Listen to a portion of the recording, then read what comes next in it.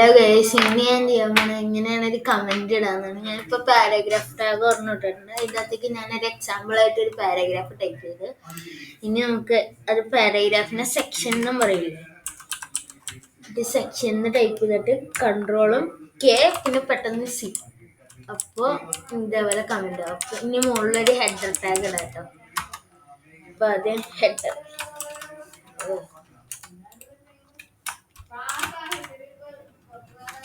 വേണ്ട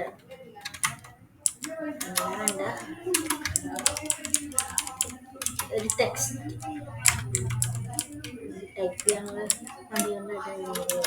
ഇപ്പൊ ഹെഡർ എന്ന് പറഞ്ഞിട്ട് ടെക്സ്റ്റ് വന്നു.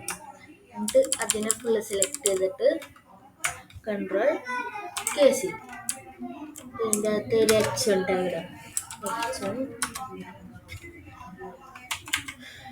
വെൽക്കം.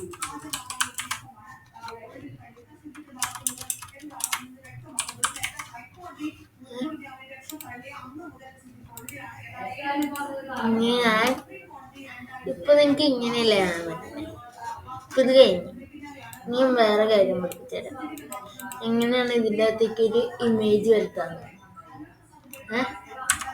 ഇപ്പൊ ഞാൻ ഇതിൻ്റെ അകത്തേക്ക് ഒരു IMG ടാഗ് ഇട്ട്, അപ്പൊ ഇത്രയും പരിപാടിയായി. ഈ ഓൾട്ട് ഇപ്പൊ ആവശ്യമില്ല, പിന്നെ അതിന് വരെ ഞാൻ വിട്ട്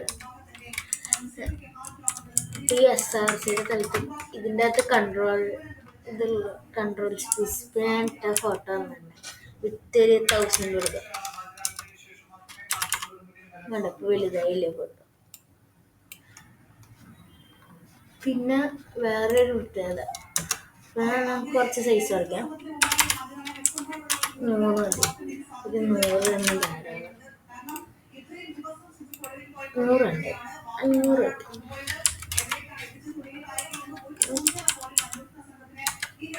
ഇനി പാരഗ്രാഫ് എന്നിട്ട് അതിനകത്ത് നേരത്തെ പാരഗ്രാഫ് തന്നെ ഇടാം. ഈ പാരഗ്രാഫ് ഇട്ടുമ്പോൾ ഇങ്ങനെ വരും. അപ്പോൾ നമുക്ക് ബ്ലോഗൊക്കെ എഴുതണമായിരിക്കും സുഖമല്ലേ. ഇത്ര ഉള്ളൂ ഇന്നത്തെ വീഡിയോയിലേക്ക്. എന്നാൽ ശരി, ബൈ ബൈ. ഞാനൊരു കാര്യം പറയാൻ പറഞ്ഞു. എന്തുട്ടാണ് നമ്മുടെ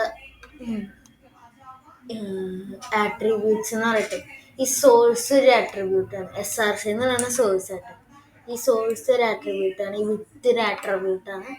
അത്രേ ഉള്ളൂ ആട്രിബ്യൂട്ട്സ് എന്ന് പറഞ്ഞത്.